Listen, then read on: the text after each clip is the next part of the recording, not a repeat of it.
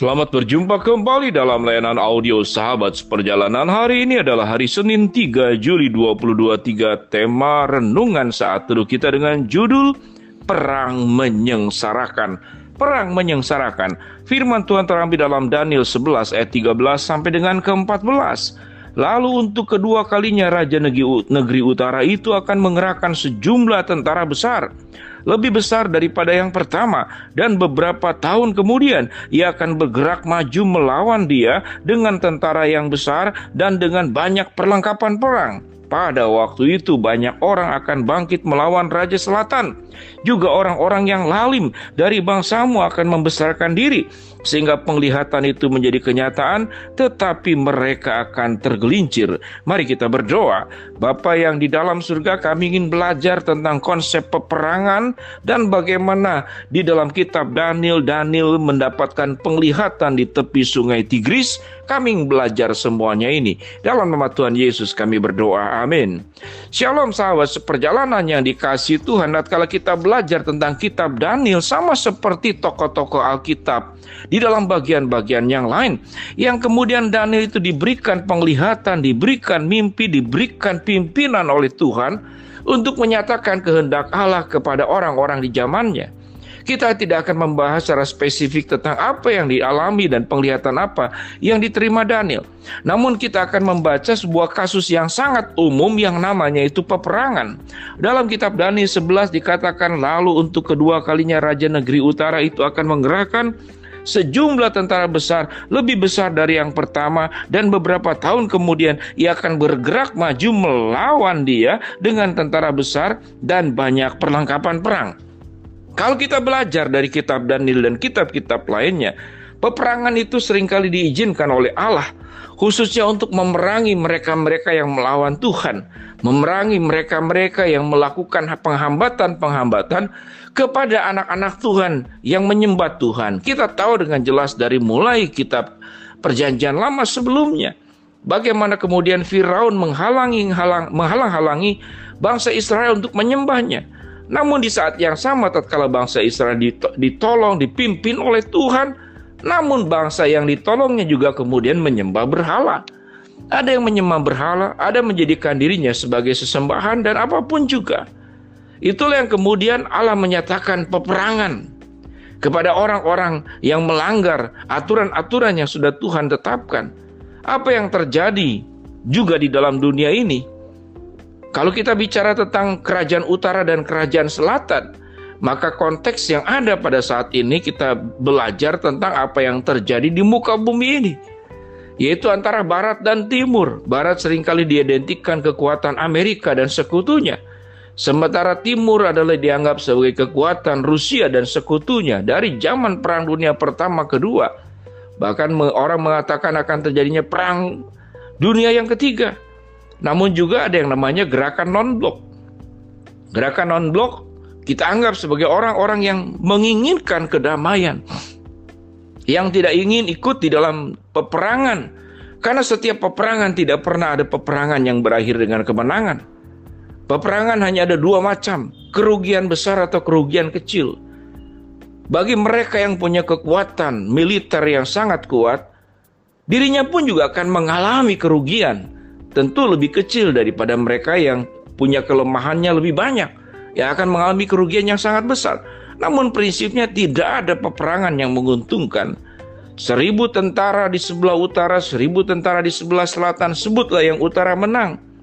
Yang meninggal sebut saja cuma 50. Kemudian yang selatan yang meninggal 300, tetap saja tidak akan bertambah.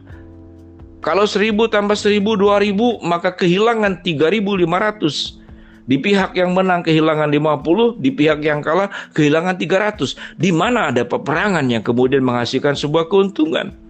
Di manakah ada peperangan yang kemudian menghasilkan sebuah kebaikan? Baik pihak yang kuat maupun pihak yang kalah.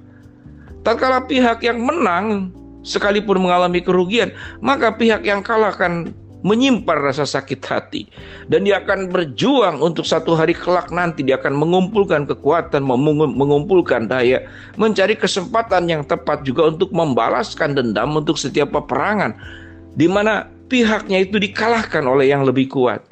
Peperangan tidaklah menguntungkan. Bukankah dari awal penciptaan Tuhan bukan merancangkan peperangan, Tuhan merancangkan damai sejahtera.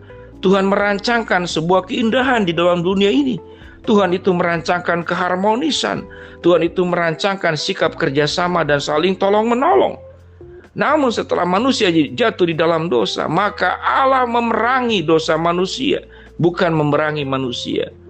Dan di dalam keberdosaan manusia satu dengan yang lain saling memerangi.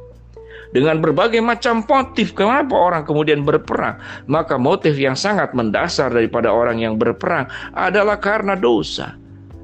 Dalam peperangan yang lingkup kecil, ada orang yang berperang mungkin di dalam rumah tangga.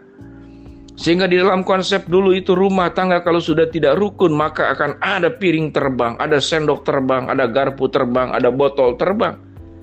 Sahabat seperjalanan mungkin pernah punya pengalaman seperti ini, menyaksikan atau mendengar. Kalau saya pribadi adalah menyaksikan sendiri bagaimana suami istri bertengkar di depan penglihatan saya. Yang satu bawa parang, yang satu bawa kursi. Sungguh menakutkan peperangan tersebut. Tatkala kita belajar dari banyak kasus peperangan yang terjadi di perjanjian lama dan kemudian di dalam perjanjian baru dalam bentuk peperangan berbeda. Di dalam perjanjian lama karena dosa, dalam perjanjian baru karena dosa. Perjanjian lama karena dosa kemudian berperang memang dengan senjata. Sementara dalam perjanjian baru peperangannya kebanyakan bagaimana kita bisa melawan iblis dengan segala kuasa jahatnya. Dan kita dipanggil oleh Allah agar memperlengkapi diri dengan perlengkapan senjata rohani. Dengan ketopang keselamatan, dengan perisai iman, dengan pedang roh. Dengan ikat pinggang kebenaran, berbaju jirahkan, bertali kasutkan kerelaan untuk memberitakan Injil. Itu adalah peperangan melawan roh-roh yang ada di udara ini. Dan bagaimana mengalahkan peperangan, yaitu melawan diri sendiri. Agar keegoan dan nafsu-nafsu diri sendiri, keberdosaan di dalam diri itu, kita kalahkan. Sehingga kalau dikatakan bagaimana dunia ini bisa damai, bagaimana rumah tangga bisa baik, maka musuh yang terbesar sesungguhnya bukan setan, bukan siapa-siapa.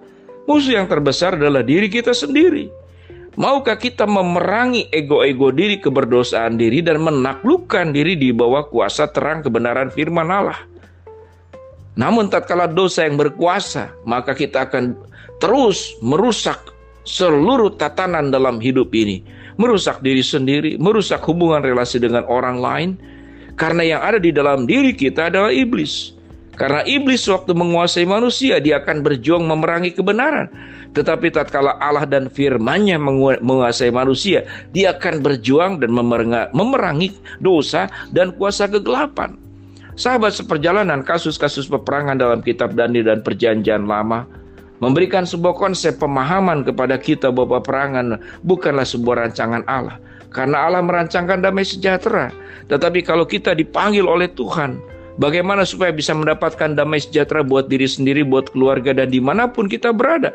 Maka peperangan yang tersulit yang harus kita perjuangkan, memerangi diri sendiri, memerangi keberdosaan diri. Dan kita terus memakai kebenaran firman Allah, pedang roh, perisai iman. Bagaimana hidup kita terus dikuasai oleh firman-Nya, sehingga hidup kita tidak membawa peperangan, tapi hidup kita membawa damai sejahtera. Mari kita berdoa. Bapa dalam surga, terima kasih buat kebenaran firman Allah yang kami pelajari hari ini. Hamba-Mu berdoa buat sahabat seperjalanan yang sedang sakit, Tuhan jamah sembuhkan. Sahabat seperjalanan yang sedang menghadapi masalah, Tuhan bukakan jalan.